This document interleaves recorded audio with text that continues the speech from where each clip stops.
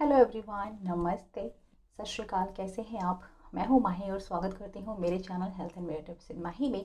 आज मैं आप लोगों के साथ गुड वाइब्स के रोज़ हिप फेस सीरम का रिव्यू शेयर करने वाली हूं। बहुत ज़्यादा इसको देखा था मैंने, बहुत लोग इसको यूज़ करते हैं और पर्पल पर अभी भी ये #1 पर घूम रहा है, पता नहीं क्यों।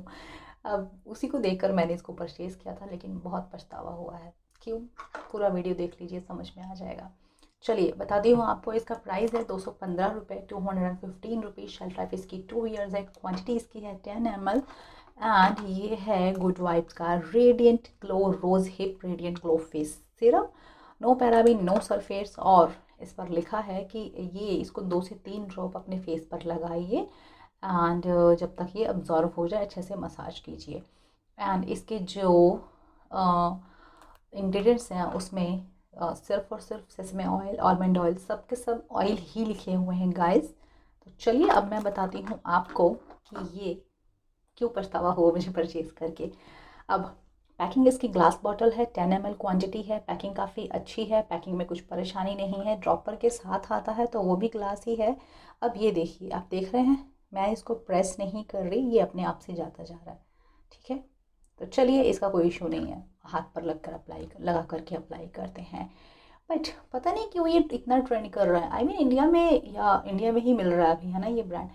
तो इंडिया में सब ड्राई स्किन वाले एक बार में ही सब ड्राई स्किन वाले कैसे हो गए? क्योंकि ये जो है ये प्रॉपर फेस सीरम एक वाटर कंसिस्टेंसी का होता है जो सबकी स्किन के अंदर वो चला जाए आराम से और सबको सूट करे। ये तो ऑयल है यार, तो ये फेशियल ऑयल की जगह आप इसको यूज़ कर सकते हैं। एज अ फेस सीरम आप कैसे इसको इस्तेमाल कर सकते हैं?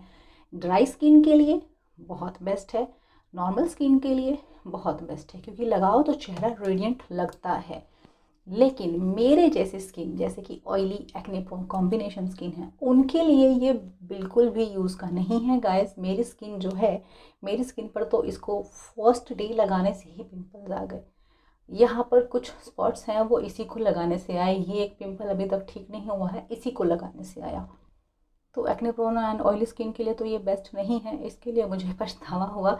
अदरवाइज़ अगर आपकी ड्राई स्किन है, नॉर्मल स्किन है, तो आप इसको पक्का ट्राई कर सकते हैं। ऑयल की तरह है यार, ऑयल की तरह है, तो अगर आप ऑयली स्किन पर और ऑयल लगा लेंगे तो पिंपल तो आएंगे ही। अब मुझे समझ नहीं आया, मैंने बहुत सारे रिव्यू देखे थे, रिव्यू देखने के बाद परचेज़ किया था, लेकिन कहीं भी किसी ने बताया ही नहीं कि हाँ ऑयली स्किन वाले इसको परचेज़ ना करें या एक्ने प्रोन स्किन वाले इसको परचेज़ ना करें। सबका यही था कि भाई बहुत बढ़िया है, बहुत बढ़िया है, स्किन जो है वो रेडिएंट हो जाती है, इसको ज़रूर लगाइए, स्किन जो है वो ग्लो करती है। तो गाइस, स्किन में ग्लो आता है, रेडिएंट हो जाती है एंड स्किन में बहुत सॉफ्ट हो जाती है। But normal skin and dry skin, oily skin के लिए नहीं। तो मैं तो भाई acne prone and oily skin वालों को तो अब बिग नो है, वो तो इसको बिल्कुल परचेज़ ना करें। बात रही रिकमेंडेशन की, तो बिल्कुल भी रिकमेंड नहीं करती, और रीपरचेज़ की तो कभी नहीं, लाइफ में कभी नहीं मैं परचेज़ करने वाली। गाइस, अगर पिंपल्स आते हैं किस चीज़ को लगाने से तो मैं कैसे रीपरचेज़ कर सकती हूँ? यस, अगर आपकी स्किन ड्राई है तो आप पक्का ट्राई कीजिए, अगर आपकी स्किन नॉर्मल है तो आप पक्का ट्राई कीजिए। बट मेरे जैसे स्किन वाले बिल्कुल परचेज़ मत करना, पछताना ही पड़ेगा, वेस्टेज ऑफ मनी है।